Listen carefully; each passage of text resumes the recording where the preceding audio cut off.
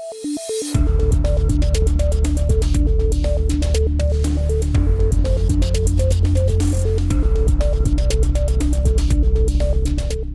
of all, thank you very much for having a good presence in this session.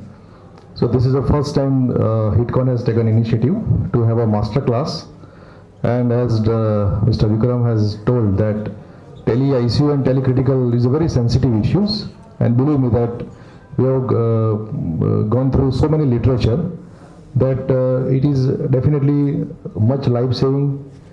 It reduces the hospital stay, it reduces the cost, and it is, I think it's a very, very beneficial tool for all of us. So we should put some thought into this. As a critical care specialist, I started this tele ICU concept last year, and we have one center in Mehsana that we already started since last 9 months, and we learn a lot of things. So I put some basic mechanism and what are the challenges of developing this tele ICU, because this is a road which is really less traveled.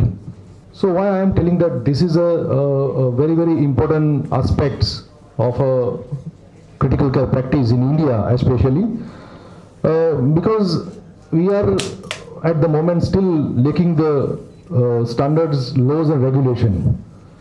We have so many ICUs in the periphery which are lacking the basic trained staff. Forget about the intensivist. We don't have a structural training and formal certification for physicians and nursing. We are discussing about the critical care nursing since long, but it is very, very difficult to put into the practice. So we all know that the training of nurses and training of even doctors, they are not up to the mark. ICU care, if you look at the rural areas, it is still very, very primitive. If we grade it, now we have started grading, but it doesn't fit into any grade. So there is a primary care, secondary care and tertiary care ICUs that we all knows. But if you look at the services which is providing in the periphery, it is not of a level 1 also. The number of available beds is also disproportionately low. If you look at the population, with the population of India, the available bed is 80 to 90,000 as per the 2010 guidelines, so which is very, very low. And the doctors' density is even low. Forget about the trained doctors, the overall density of the doctors is even low. So these are the real critical care challenges that we are facing, and I feel that this tele ICU is boon for this. For the periphery, if you think, just have a one case scenario that somebody of your relatives in the periphery is having a severe septic shock, and patient is on noradrenaline, adrenaline, he is not shiftable to the tertiary care, and the doctors who is available, he is not trained to treat this patient. What is the situation?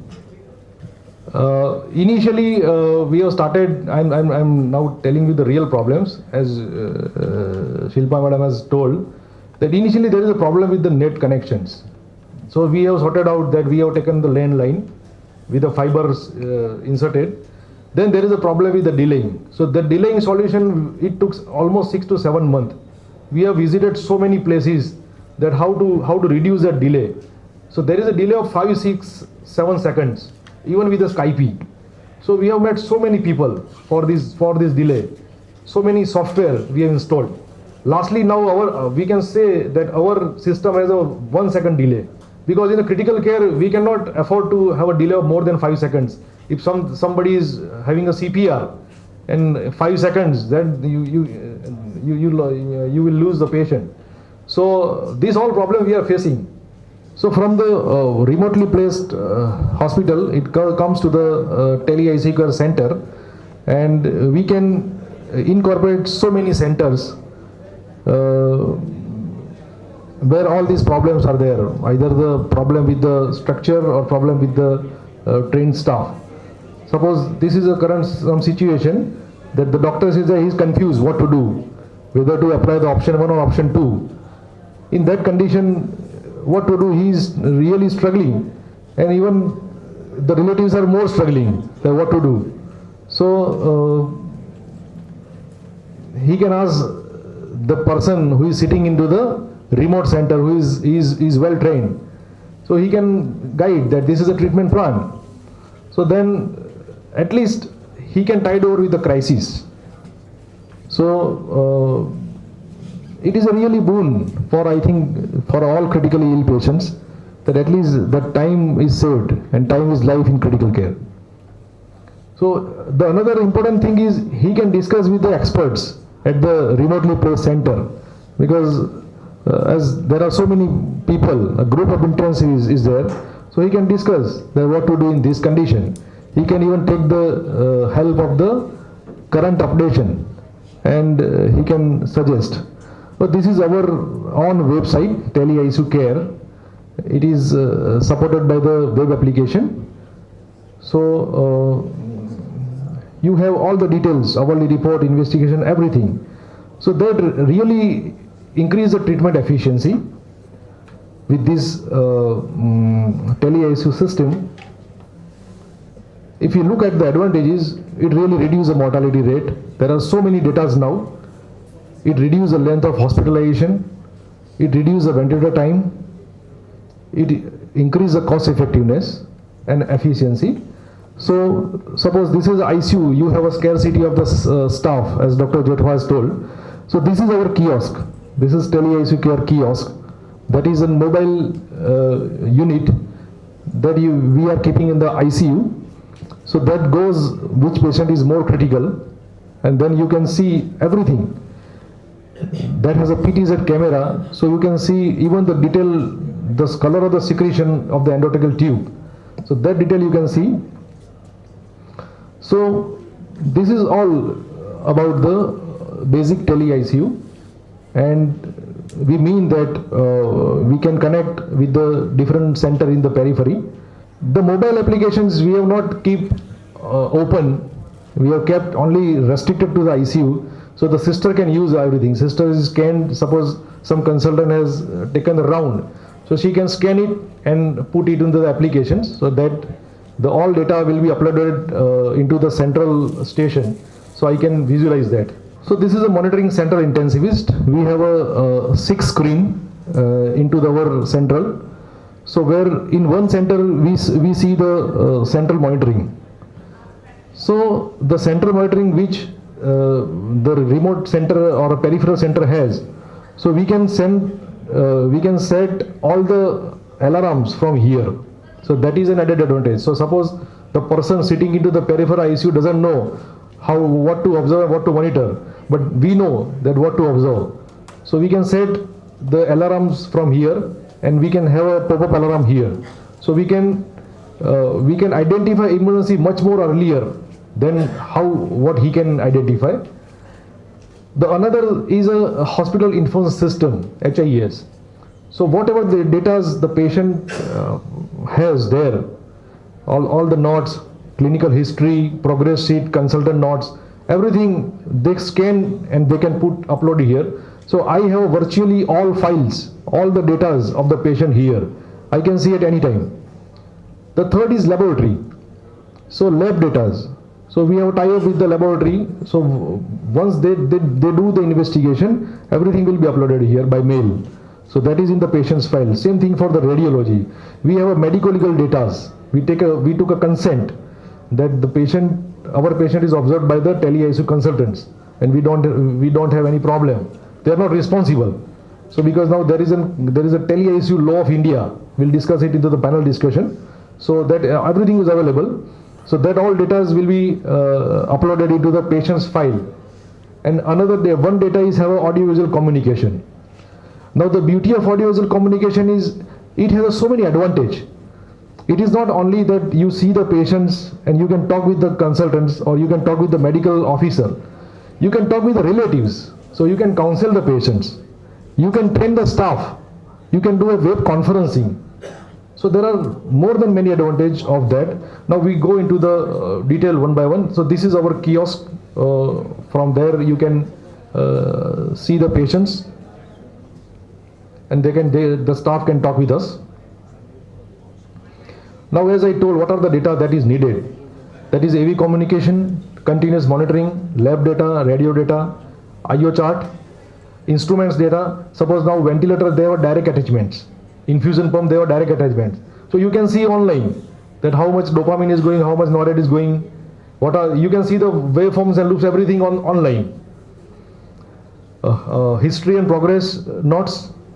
You can ability to place notes from here, placing orders, medical legal data, and some others data that you can directly, suppose you have a leads there. You ask sister that put a 12 leads and you have a ECG here. So now the systems are advancing in that fashion. As I told you that the AV communication is very important aspects. So we have a PTZ camera, very high HD zoom lens camera, that you can see even the patient's respiratory excursion. So you can accept by having a physical touch, you can do all the things. So we have a solution for that. What we do, we train the staff for first 2 to 3 months into the basic ICU procedures. They can intubate the patient, they can put a central line. So if they know that what are the procedures that we have to do in the emergency, then everything else you can able to manage from the remote centers. Now challenges, as I told you that this is really a road less travel, and these are the challenges, the language barrier. So if you look, because in India there are so many languages from the region to region. કાઠિયાવાડમાં બી અલગ language છે, ઉત્તર ગુજરાતમાં અલગ language છે, સુરત બાજુ અલગ language છે. So this is a real problem. So another thing, getting patients and family comfortable with this. So still this is new things. So they are still not able to understand. અરે સાહેબ એવું થોડું હોય, તમે જે કરો બરોબર, એમને ત્યાં ક્યાં જોવું patient. So they cannot understand. Delay in transmission of data, as I told you. The delay is still a big problem. I was discussing with the other centers. I think the third center in India. The Chennai and Bangalore they are doing. Hyderabad is an extension of Bangalore, and our is the third center in India. So they have this problem, the delaying in the transmission, and always have backup plans. So because having this backup plan, it become little costly. Monitoring as this is it looks simplified structure, but it is not. Because the challenge is, as I told you, is not all ICU are central monitor. In the periphery, this is a problem. They don't have central monitor, because suppose 6 monitor all are of different companies, because they are taken by the bargaining. So 2 are from China, 1 Philips old model. So this is a problem. So some have only single channel monitoring. So then what we do, we sometimes do RDS, sometimes do team viewer. So these are the problem. And to upgrade this, we have to convince them. We have to ask them for the extra cost, extra burden to them, which they don't like. So this is an teething issues. So that can cause a delay in data acquisition. So that is a problem. Lab data, I think it is very simplified. Nowadays everybody is using this. All the ICUs, they just the phlebotomist took a sample and then they will give data online. So you can take a printed sheet from here. So that is a problem. Same thing for the radiology data. Tele radiology is I think the most advanced structure if you look at the Tele solution in India. Now this is our data sheet where the person is putting the data. So the data what we are getting from the lab or data what we are getting from the radio, so we are putting it in our own data. The advantage of putting data again is you can see the trend. Now in our software there is a system that you can see the trend. So if the rising creatinine, if there is a rising or falling down the hemoglobin, the rising WBC counts, you can see the trend. So by having this system, you can able to identify some problem very early. So that's why we keep one data inserter into the team. So his work is to put a data based in world for this Tele ICU, e-ICU. So they have the system that the staff is not doing a paperwork. Cleveland Clinic is paperless since last 2009. It's the first paperless ICU of US. So what they are doing, that they put everything into the tablet. She fills everything in the tablet. So all the systems come directly into these. We don't have. So what we are doing, we ask the staff. So that's why we have developed this mobile application. So it is very simplified. She just scan it, and the scan photo directly come into the central. So what she need to do, every hour she has to write it and she has to scan it. So then the person here, he has to fill it. So this is the extra burden, but then at least it serves the purpose at the moment.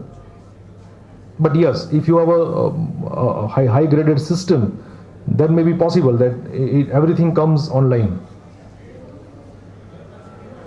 So by having this system, at least you can see the trends. As I told you, the febrile illness, the blood pressure, everything you have a chart. So that we know that you can see by knowing the chart, at least you can able to identify certain critical disease early. Ventilator data, as I told you, in last 5 months, I think 5 to 6 months, the Messana unit is functioning very well. We have seen so many patients and we have saved so many patients. Some basic ventilator protocols, what we know, obviously the peripheral staff, they don't know. They just know the basics, that whenever the patient intubated, put on a ventilator with the same protocols, with the same modes and with the same data. Now we know that there is a disease specific ventilation, so we can tell them that put on this. We can see the waveforms, we can identify certain pathologies, certain complications quite early. So depends on that, we can ask them to modify the ventilator parameters. Patient's data and order entry. I think whenever you see the patients and when you order the something, it should be time specific, it should be name specific, and it should be consultant specific. So there is a standard SOP that whenever somebody is putting the knot, it has a time, because if you have seen patient at 7 o'clock, the potassium was 5, and you put a knot at the morning from 7 p.m. to 7 a.m., it will not make sense. Medically also. So time specific, it is directed to the consultants. So the medical officer will call the consultants that the Tele ICU consultant has advised that this patient has high potassium, so the calcium, soda bicarb, GI drip, blah blah blah, everything. So this already advised. So then their consultant asks, okay, do it. So now next thing that we are doing this all audio video recording, so that at least that recording will be saved in the server. So there has to be no conflict in the future. So as I told you that there are so many benefits of the Tele ICU. Still we are in a very primitive stage, but I feel that it is a good service to the society. Definitely, because the patient is monitored by the more expert and trained consultants. Crisis management, it is very very important. You can guide the CPR from here because you are the much trained in CPR than the peripheral staff. Day-to-day consultation by the intensivist. Second opinion. So that also one of the advantage. Suppose in the periphery the patient with some immune disorder and the immunologist is not available, rheumatologist is not available, but at the remote center you have a rheumatologist. So you ask that please come to the center, to the remote place. He can come there and you see the patient and guide them. So that is possible. Even you can ask the cardiologist You can ask the nephrologist. So all the second opinion is possible through this. Staff training and web conference, as I told you, the staff training become very easy. Why I am telling easy? Because if you have a 5-6 center, so your time will be saved, and you can at the same time you can approach to 6 center. So it become very easy. You can review a latest delivery, review and deliver the latest informations. So the one person who is sitting into the cabin always serve something on the Google or on the up to date or whatever, and they can deliver the latest information. That this is the latest available, which is not possible when you are seeing the patients and when you are in front of the patients.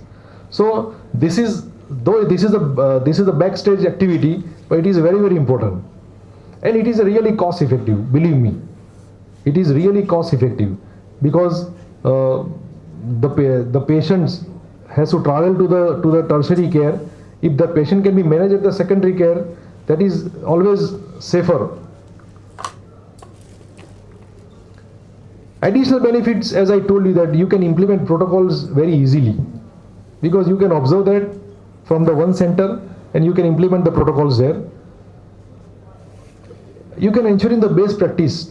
So all the bundles that you can in the critical care, that you can implement very effectively by means of Tele ICU. Because here one person has to sit here. Even in our ICU we take a morning evening rounds, but here one person is there only. So the observation, the supervision, the monitoring is little more effective than even conventional. It's a sense of security to patients, family and bedside staff, because they feel that somebody is observing us. There is a third eye which is observing us. And as I told you, that early recognition of the problems. There are so many datas. What Tele ICU cannot solve, as I told, that the procedures and emergencies you cannot do. Overconfidence is one problem, because they feel that somebody is there, so enjoy. And the initial cost of this setting up is little cost. The cost issue is real. There is a problem. So we are thinking in that fashion. So I've taken the references from these all journals. This is our company, Virtual Healthcare. This is our kiosk. This is our own kiosk. Yajat is third eye. So this is a kiosk. This is available at Mehsana. We have started one center in Mehsana, and we have installed another in Nadia this week. The second center will start. And thank you very much.